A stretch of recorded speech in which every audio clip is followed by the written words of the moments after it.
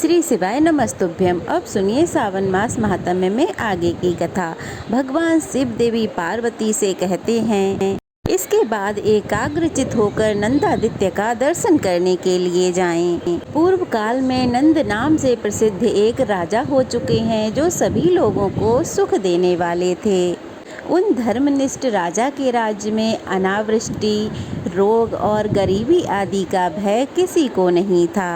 कुछ समय के पश्चात पूर्व कर्मों के फल से राजा का पूरा शरीर कुष्ठ रोग से भर गया। इससे राजा को बड़ा वैराग्य हुआ। इसके बाद राजा ने प्रभास क्षेत्र में आकर सूर्य देव की स्थापना की। भगवान शिव की पूजा करने से वे कुष्ठ रोग से मुक्त हो गए। स्नान करने के बाद नंदादित्य का दर्शन करने वाला पुरुष फिर मर्त्यलोक में जन्म नहीं लेता, मुक्त हो जाता है। पार्वती प्राची सरस्वती के तट पर भगवान पर्णादित्य का स्थान है। प्राचीन काल के त्रेता युग की बात है। पर्णाद नाम के एक ब्राह्मण ने प्रभास क्षेत्र में आकर बड़ी कठिन तपस्या की। उन्होंने भगवान सूर्य की आराधना की तथा वेदोक्त स्तुतियों द्वारा स्तवन किया। इसके बहुत समय बाद भगवान सूर्य ने प्रसन्न होकर कहा, सुब्रत, मैं इस तपस्या से बहुत प्रसन्न हूँ। तुम कोई मनोवांछित वर मांगो। तब ब्राह्मण ने कहा, भगवान, आप प्रसन्न हो गए, मेरे लिए यही सबसे बड़ा वर और अभीष्ट मनोरथ है। देवेश्वर, आपका दर्शन तो स्वप्न में भी दुर्लभ है। फिर भी अगर आप मुझे वर देना ही चाहते हैं तो मैं प्रार्थना करता हूँ कि आप सदा इसी स्थान पर निवास करें। एवं अस्तु कहकर भगवान सूर्य अंतर ध्यान हो गए। पर्णाद के द्वारा स्थापित होने के बाद फिर वे पर्णादित्य कहलाए। पर्णाद जीवन भर उनकी सेवा में लगे रहे। अंत में उन्हें सूर्यलोक की प्राप्ति हुई। जो भाद्रपद मास की षष्ठी को वहां स्नान और पर्णादित्य का दर्शन करता है, वह कभी कोई कष्ट नहीं पाता। गंगा पथ नामक स्थान में महान स्रोत वाली गंगा जी और गंगेश्वर शिव हैं। जो वहां स्नान करके गंगेश्वर की पूजा करता है, वह समस्त पापों से मुक्त हो जाता है। देवी ऋषि तीर्थ के समीप देविका नामक उत्तम क्षेत्र भी है, जो इच्छा अनुसार फल देने वाला है। वहीं ऋषियों और मुनियों से घिरा हुआ महान वन है, जो तरह तरह के वृक्षों और लताओं से परिपूर्ण तथा पर्वतों से घिरा हुआ है। देविका के उत्तर तट पर मैं उमापति नाम से निवास करता हूँ। वह क्षेत्र मुझे बहुत प्रिय है। महादेव जी कहते हैं, पार्वती, वहाँ मेरा विग्रह उमा नाम के तुम्हारे विग्रह से संयुक्त है, इसलिए उमापति नाम से मेरी प्रसिद्धि हुई है। जो पौष मास की अमावस्या को वहाँ श्राद्ध करता है, उसका वह श्राद्ध अक्षय हो जाता है। बुद्धिमान मनुष्य वहाँ गौ, भूमि, वस्त्र और स्वर्ण का दान करे। सब देवताओं ने उस नदी का आवाहन किया है, इसलिए वह पाप नाशिनी देविका कही गई है। वहीं भगवान भूधर अर्थात बराह का दर्शन करना चाहिए। चारों वेद ही उनके चारों पैर हैं। यूप उनकी दाढ़ है, क्रतु उनके दांत हैं, श्रुवा मुख है, अग्नि जीवा है, कुश रोम है, ब्रह्म मस्तक है, दिन और रात उनके नेत्र हैं, वेदांग कानों के आभूषण हैं। इस प्रकार यज्ञ में बराह भगवान वहाँ पर स्थित हैं। आश्विन मास की अमावस्या तथा एकादशी पर जब सूर्य कन्या राशि पर स्थित हो, गुड़ युक्त पायस्य अर्थात गुड़ युक्त हविष्य खीर लेकर नमो वाह पित्रो रसाय इस मंत्र से उसको तथा अन्य भोजन सामग्री को अभिमंत्रित करें। मंत्रों द्वारा सभी सामग्री अभिमंत्रित करके ब्राह्मणों को भोजन करा के वहाँ पिंडदान करना चाहिए।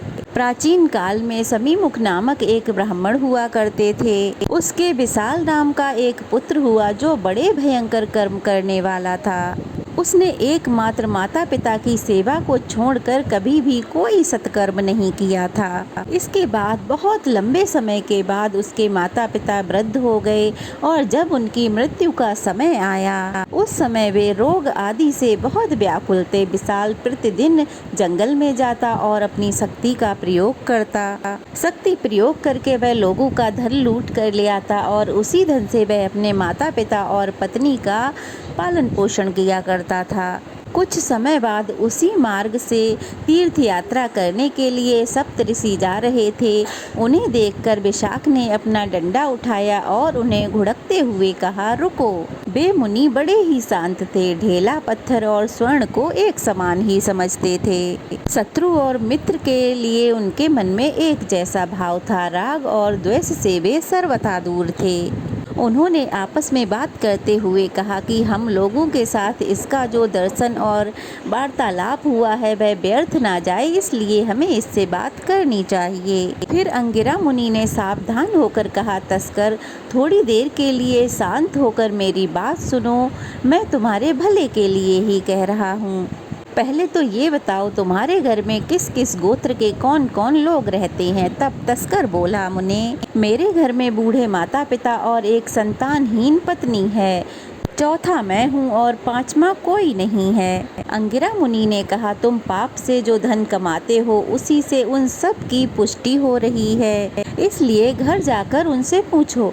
मैं पाप करता हूँ और सब लोग उस पाप की कमाई को खाते हैं, इसलिए वह पाप किसको लगेगा और वह पाप कैसे छूटेगा? मुनि के ऐसा कहने पर विशाख तुरंत ही अपने घर चला गया और मुनि की कही हुई बात उसने अपने माता पिता से पूछी। बूढ़े माता पिता ने कहा, बेटा, एक लोग पाप करता है और उस पाप की कमाई को कई लोग भोगते हैं। भोगने वाले तो छूट जाते हैं, लेकिन पाप करने वाला उस पाप दोष से लिप्त हो जाता है। जो मंद बुद्धि मनुष्य कुटुंब के लिए अशुभ कर्म करता है, उस पापी को निश्चय ही अपनी आत्मा प्रिय नहीं है। माता पिता की बात सुनकर विशाख को कुछ भय हुआ और उसने अपने माता पिता के निकट जाकर कहा, मैं तो आप लोगों के लिए ही पाप करता हूँ, इसलिए आप उसके कुछ अंश का भोग करेंगे कि नहीं? तब माता पिता कहने लगे, बेटा, जब तुम पहली अवस्था में थे तब हमारे द्वारा पालन पोषण करने योग्य थे और अब इस वृद्ध अवस्था में तुम्हें ही हमारा पालन पोषण करना चाहिए। ब्रह्मा जी ने यही पिता और पुत्र का पारस्परिक धर्म बताया है। हमने तुम्हारे लिए जो शुभ अशुभ कर्म किए हैं वह हम भोगेंगे और अब तुम जो शुभ या अशुभ कर्म कर रहे हो वह तुम भोगोगे। इसलिए विद्वान पुरुष को सदा शुभ कर्म ही करने चाहिए। चोरी, खेती, व्यापारी, चोरी, ब्याज या नौकरी करके तुम प्रतिदिन हमको भोजन देते हो, उसका दोष हमको नहीं लगता। माता पिता की बात सुनकर विशाख ने अपनी पत्नी से भी वही बात पूछी, तो पत्नी ने भी वही उत्तर दिया जो माता पिता ने दिया था। इससे विशाख को बड़ा वैराग्य हुआ। वह बार बार अपनी निंदा करता हुआ बड़ा दुखी हुआ और कहने लगा, मुझ पापचारी व्यक्ति को धिक्कार है। जो विद्वान पुरुषों की सेवा नहीं करता वही पाप करता है। उस पापी को अपनी आत्मा प्रिय नहीं है। इस प्रकार सोच विचार करता हुआ विशाख वापस अंगिरा मुनि के पास आ गया और कहने लगा, मुनि, अब आप पधारिए, यह अपना कुशासन और कमंडल भी लीजिए। ये है आपके बलकल, चील और मृग चर्म। यह सब लेकर आप मेरा अपराध क्षमा कर दीजिए। मैं दीन हूँ, कृपण हूँ और सत्संग से रहित हूँ। मुझे क्षमा कर दीजिए। आज से मैं इस साधु निंदित क्रूर कर्म से वंचित हो गया। अब मुझे इस पाप कर्म का कोई प्रायश्चित बताइए जिससे आपकी कृपा से मैं इससे मुक्त हो जाऊं। तब ऋषि कहने लगे, वत्स, तुमने बहुत अच्छी बात पूछी। अब एकाग्रचित होकर सुनो। मैं तुम्हें बहुत गोपनीय बात बताऊंगा, उसे किसी के सामने नहीं कहना चाहिए। उसके जप से तुम अवश्य ही पाप मुक्त हो जाओगे। यह 4 अक्षर वाला जप तुम ऊंचे स्वर से जपते रहो। यह मनुष्यों के सभी पापों को हरने वाला तथा स्वर्ग और मोक्ष देने वाला है। उनके ऐसा कहने पर विशाख प्रतिदिन उस मंत्र का जप करने लगा और मुनि वहां से चले गए। विशाख गुरु मंत्र था। देविका के उत्तम तट पर उसे जप करते करते समाधि लग गई। उसकी भूख प्यास नष्ट हो गई और शरीर भी शुद्ध हो गया। मंत्र, तीर्थ, द्विज, देवता, दैवज्ञ, दबा और गुरु, इनमें जैसी जिसकी भावना होती है वैसी ही उसको सिद्धि प्राप्त होती है। यह जीवात्मा स्वभाव से ही निर्मल परमात्मा के स्वरूप है। उपाधि के संग से विकार को प्राप्त होता है, जैसे स्फटिक मणि सर्वथा स्वच्छ है, किंतु उपाधि बस उसमें भी अलग अलग रंगों की प्रतीति होती है। जिस प्रकार भ्रमणी स्वयं तो बंध्या होती है, लेकिन कहीं से भी छोटा सा जीव जंतु आकर उसे अपने स्थान पर ले आती है और ध्यान मग्न होकर अपने शिशि रूप से उसका चिंतन करती है, जिसके कारण ध्यान करके बढ़ने वाला वह जीव भी वैसा ही हो जाता है। यद्यपि वह जीव दूसरी योनि में उत्पन्न हुआ रहता है, फिर भी भ्रमरी के चिंतन से भ्रमर रूप हो जाता है। यही सत्पुरुषों के लिए दृष्टांत है। जो गुरु से उपदेश पाकर उसमें संदेह करता है वह सिद्धि को कभी प्राप्त नहीं हो सकता। इस प्रकार मंत्र का जप करके अमरत्व को प्राप्त हुए विशाख मुनि के सहस्त्रों वर्ष बीत गए। देवी कुछ समय के बाद वे बाम्बी की मिट्टी से घिर गए। इन्हें किसी बात का कोई भय नहीं था। कुछ समय बाद वे सप्त ऋषि फिर से वहां आ निकले और उसी स्थान पर आकर एक दूसरे से देखकर कहने लगे, यहीं वह भयंकर आकार वाला तस्कर हमें मिला था, जिसने हमारा सारा सामान लूट लिया था। इस प्रकार वार्तालाप करते हुए ऋषियों ने बाम्बी के भीतर से आती हुई मंत्रों की आवाज सुनी।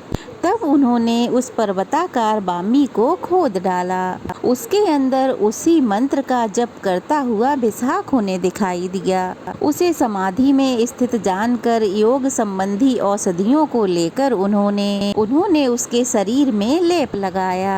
तब वह सजग होकर बोला, महर्षियों, अपना अपना धन ले लीजिए। मुझ पापी ने अज्ञान बस यह छीन लिया था, अब आप इसे लेकर तीर्थ यात्रा पे जाइए। ये मैंने आपको वापस दे दिया और मेरे माता पिता और पत्नी को जाकर कह दीजिए कि विशाख सभी प्रकार की आसक्तियों से मुक्त हो गया है। अब वह पहले की तरह आपसे मिलना नहीं चाहता। विशाख की बात सुनकर सप्तऋषि बोले, मुने, तुम्हें यहाँ रहते हुए बहुत वर्ष बीत गए। तुम्हारे माता पिता, पत्नी या जो भी परिवार जन थे उन सब की मृत्यु हो चुकी है। हम लोग बहुत समय बाद इस स्थान पर आए हैं। अब तुम इस मंत्र जप के द्वारा शुद्ध हो गए हो।